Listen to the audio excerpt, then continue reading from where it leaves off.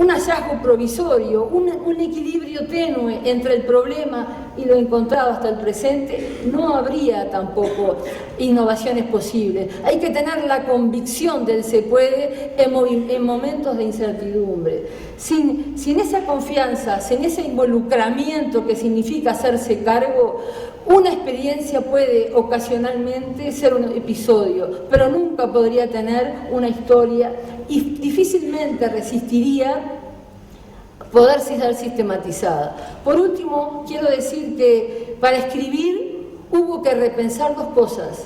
El escribir para el otro, ejercicio poco habitual en la educación, y a su vez superar el riesgo que a veces es rápidamente decir lo que el discurso pedagógico espera que se diga. De alguna manera, estos docentes entusiasmados, comprometidos, involucrados y en algún momento aterrorizados ante la posibilidad de escribir para otros, se pusieron un corsé ascético y fueron masticando lo que habían hecho y pensando hasta encontrar una palabra propia para que reflejara lo propio que había tenido la experiencia. Por eso, sobre todo para los de afuera, quiero decir que no se engañen con palabras que ustedes en principio pueden decir, esto se hace en todos lados. Cuando acá se dice coordinación o sala, es un espacio de construcción colectiva, del que se toman decisiones colectivas. No es solamente decir, tengo una sala, tengo una hora de coordinación. Cuando se dice hay un espacio de formación, es verdaderamente un espacio donde las personas se involucran para pensar y para hacer. Y se han elaborado roles nuevos, provisorios, con expresiones, algunas de ellas hasta graciosas. Cuando acá se dice tutoría, la tutoría involucra niño con niño, maestro con maestro, maestro con un rol especializado que se inventó en un sector y con una especialista que es tutora de tutores, o lo que van a leer, tutoría en cascada. Cuando se dice el rol de coordinador en secundaria, es un perfil diferente al adscrito, al coordinador y a otras cosas que hace posible la personalización de la educación y a su vez la atención a todos y cada uno para una educación de calidad. ¿Qué más les puedo decir? Que lo lean, porque solamente les di el pantallazo más elemental. Vale la pena leer el libro con esa mirada y sobre todo vale la pena que dentro de unos minutos ustedes se reúnan y vuelvan a encontrar la voz de sus autores, que les van a decir también algunas pistas no sustitutivas del leer y de pensar, y sobre todo en el registro de él, que él está haciendo cosas similares o que participa de las mismas preocupaciones sobre esto. Muchas gracias, Sonia. María Inés.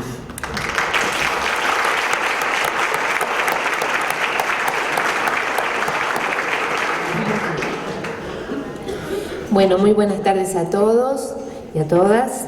Quiero empezar agradeciendo al Instituto Santa Elena por esta amable invitación y en particular a Pablo Cayota, que fue quien directamente la realizó, y a Sonia Escafo, que ha sido quien ha coordinado y ha acompañado este proceso de construcción colectiva tan interesante, y que bueno, que me alegro, principalmente me alegré después de haberlo leído, me alegro de poder estar hoy acá compartiendo con ustedes algunos comentarios como lector externo de un proceso que sin duda ha sido y es de gran riqueza. Yo lo entiendo como un hito en el proceso de desarrollo y crecimiento de la institución. Considero que estas 10 experiencias, que como Sonia adelantaba no son las únicas, pero bueno, por algún lado había que empezar y se empezaron por estas 10, hablan de procesos de mejora y cambio en la institución, y creo que el gran valor que de alguna forma encierra y contiene esta producción, este libro, es que permite mostrar y generar sinergias de distintas experiencias que se están dando, que se están promoviendo en los distintos niveles de la institución al mismo tiempo. Esto es altamente complejo y riesgoso de hacer en una institución educativa, porque bueno, hay que saberlo conducir, hay que saberlo liderar, hay que saberlo acompañar, y creo que lo que el libro transmite es justamente ese éxito, que de alguna manera permite, como lo dice una de las experiencias de los relatos, generar fenómenos en cascada. Unas acciones generan otras, promueven interés, promueven deseos de acompañar y de conocer, y esto va generando sinergias internas que creo que para la institución y para los profesionales que participan de las experiencias es de gran valor. Por otro lado, me parece que el valor de esta propuesta es que pone en evidencia y explicita experiencias que perfectamente podrían haber pasado desapercibidas, y es algo habitual en las instituciones educativas, y más cuando son instituciones educativas grandes, de que hay buenas experiencias, hay buenas propuestas de trabajo que tienden a pasar un poco desapercibidas en el anonimato de colectivos numerosos, ¿no?, como es el de esta institución. Entonces me parece que ese es otro valor agregado de esta producción. Y por último, en términos generales, me gustaría tomar una expresión que decía el profesor Tenti hace un momento, el de conectar. Yo creo que estas experiencias ayudan a conectar discursos con prácticas. Si bien en educación no podemos generalizar, sí podemos decir que hay ciertas tendencias a que predominen los discursos de lo que hay que hacer a las prácticas de lo que efectivamente se logra hacer, o por lo menos ponerla en evidencia, ¿no? Y por otro lado, conectar también aspectos estructurales de toda institución educativa con procesos que se empiezan a generar o a consolidar, y que esto es saludable, porque esto de alguna forma colabora y ayuda a que el cambio efectivamente se pueda empezar a crear y a consolidar. Entonces, cuando Sonia me invitó a que lo pensara un poco desde fuera, yo pensé en tomar de estas experiencias algunos aspectos que nos permiten pensar en lo que sucede tras bambalinas en las instituciones, ¿no? Por un lado está la carta de presentación, que es lo que dice, bueno, lo que la institución, cómo se presenta, qué es lo que hace, cuál es su filosofía y qué experiencias valiosas realiza. Y por otro lado, toda organización educativa tiene un tras bambalinas, que es, bueno, cuáles son las dinámicas que efectivamente la sostienen, qué cosas son las que condicionan las prácticas que en esa institución se generan.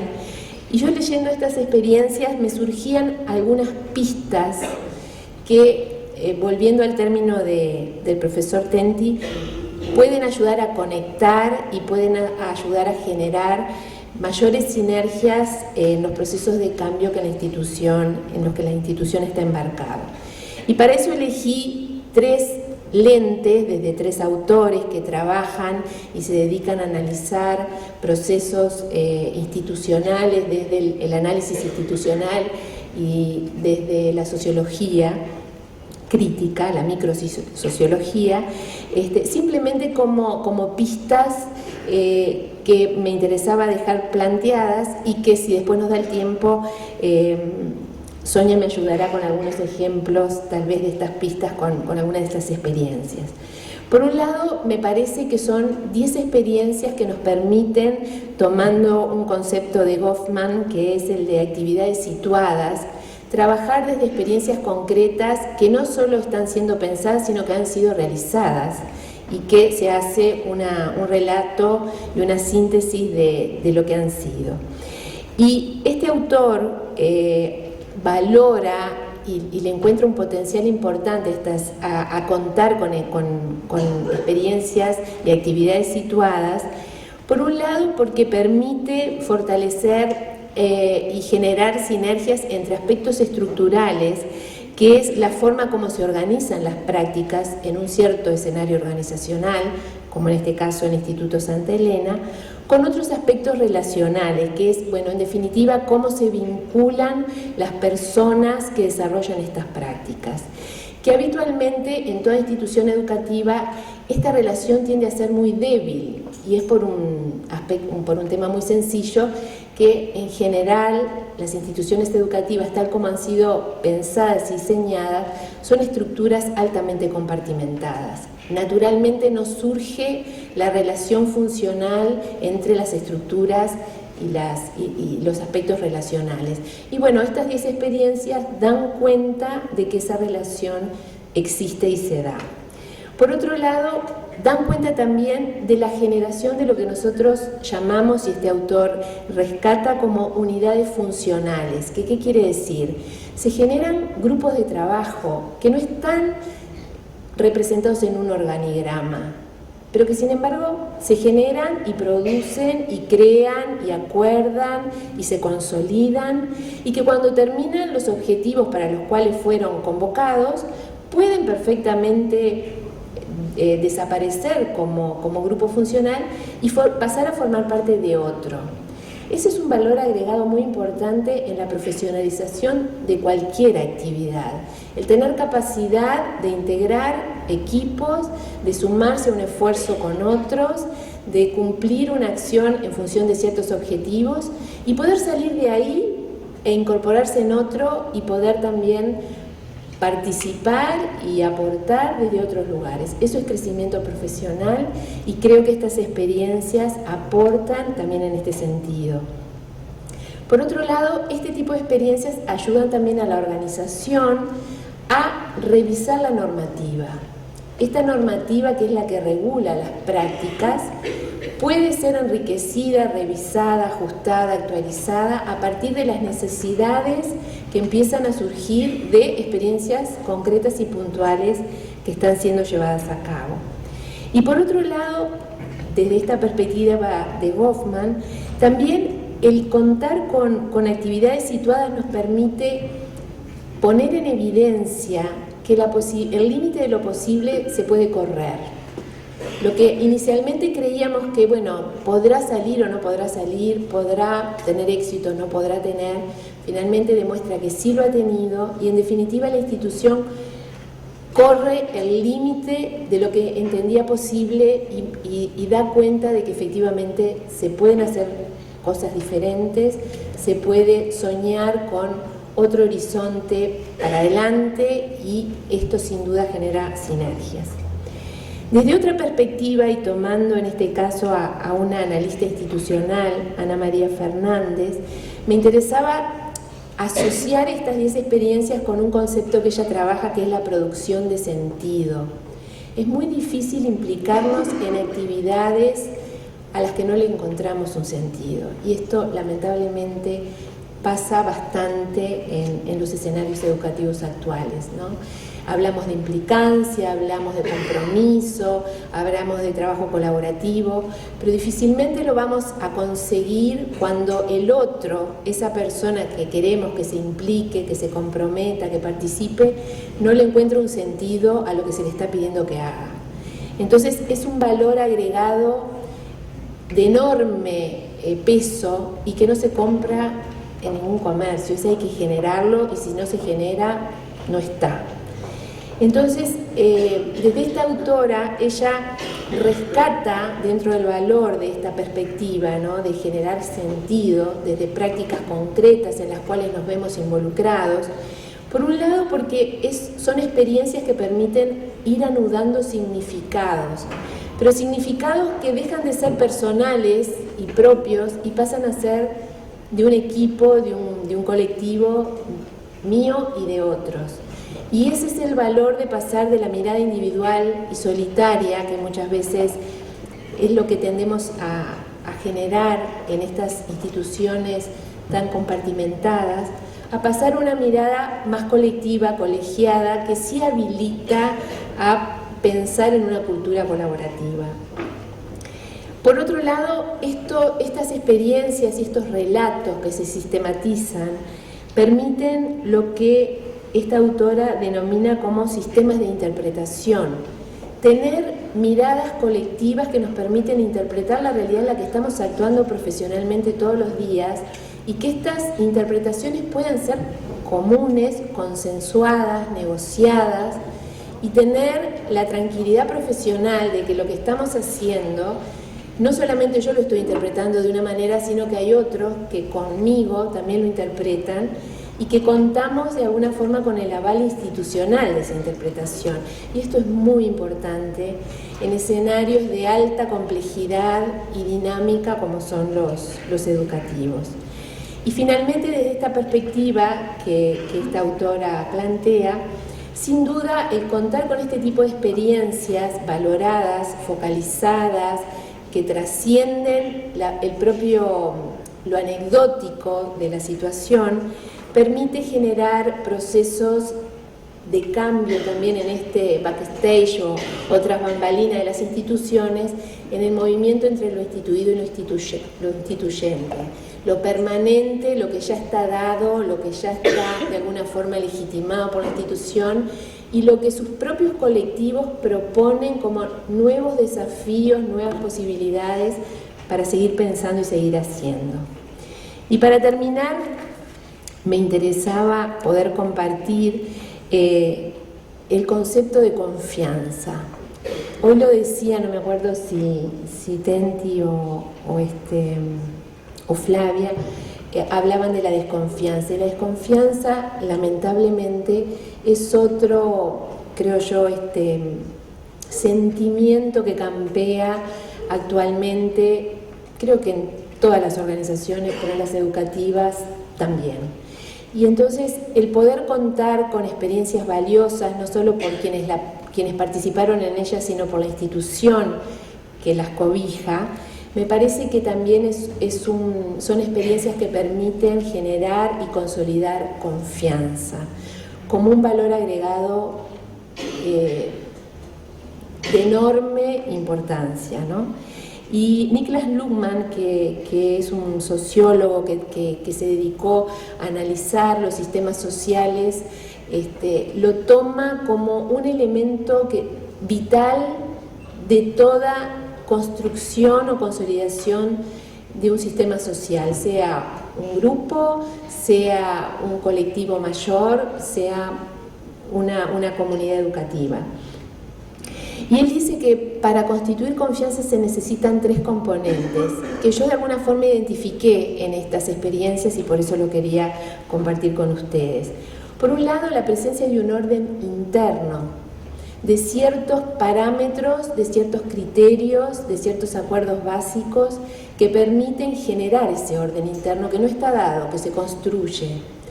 Y cómo él dice, estos órdenes internos de estos colectivos permiten también acordar y consolidar ajustes en el orden externo, en este caso la organización, la institución.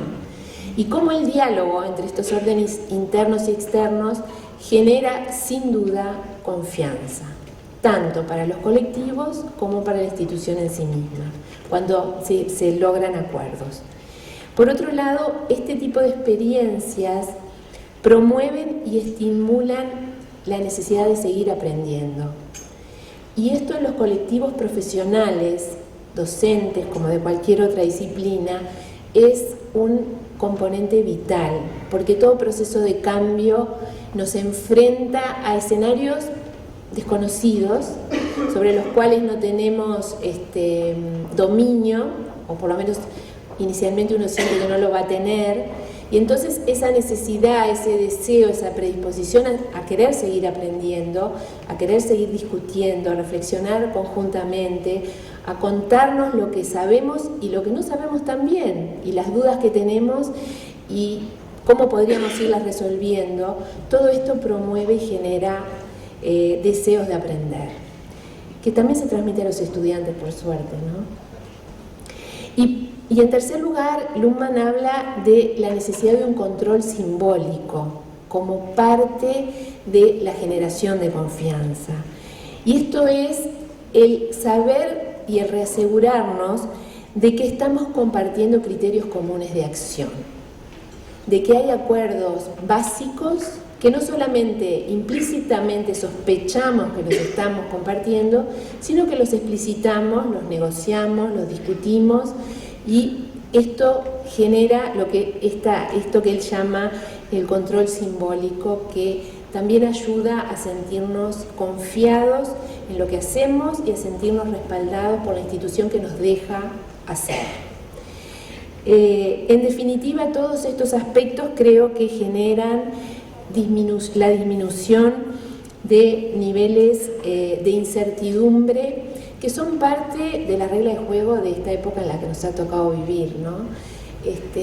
La incertidumbre como un elemento que forma parte de lo cotidiano, no solamente en el plano laboral, pero también en el plano laboral y especialmente en el plano profesional de lo que hacemos, ¿no? El compromiso, el defender una propuesta porque entendemos que es válida, el generar criterios comunes, el valor de lo ético como algo que también nos ennoblece en nuestra tarea y nos permite generar confianza, y la disminución de la incertidumbre, que es algo imprescindible cuando estamos o nos sentimos parados en procesos de cambio que nos enfrentan a escenarios futuros que desconocemos, pero que los tenemos que pensar desde el presente, no hay otra manera, los tenemos que pensar desde el ahora, y que este tipo de experiencias colectivas, serias, trabajadas en forma profunda, creo que nos posiciona mejor y nos permite estar mejor parados para bajar esos niveles de incertidumbre en esa proyección que se hace de esos escenarios futuros, ¿no? El próximo semestre, lo que vamos a hacer el año que viene, o los cambios que se nos puede ocurrir como segunda parte de estos que ya están sistematizados en la producción. Así que por mi parte sería eso, y escuchar un poco las reacciones y los comentarios de quien ha estado coordinando el proceso y de todos ustedes. Muchas gracias.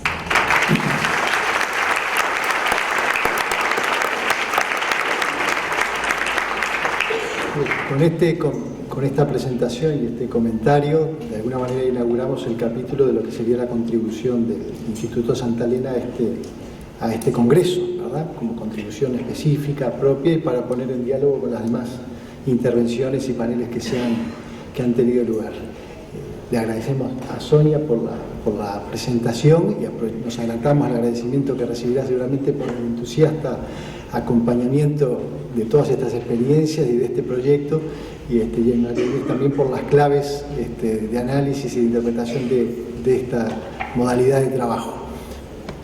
Así que muchas gracias a ambas.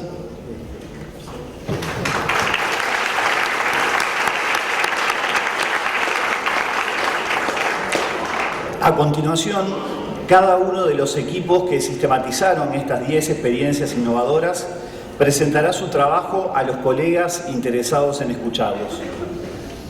En cada salón, que ahora vamos a enumerar, se repetirá la exposición en 2 oportunidades, para que todos tengamos la posibilidad de participar en 2 exposiciones. La primera de ellas comenzará a las 18:30 horas y la segunda a las 19 horas. Releo entonces los proyectos y los salones en los que vamos a encontrar a los autores de estos trabajos.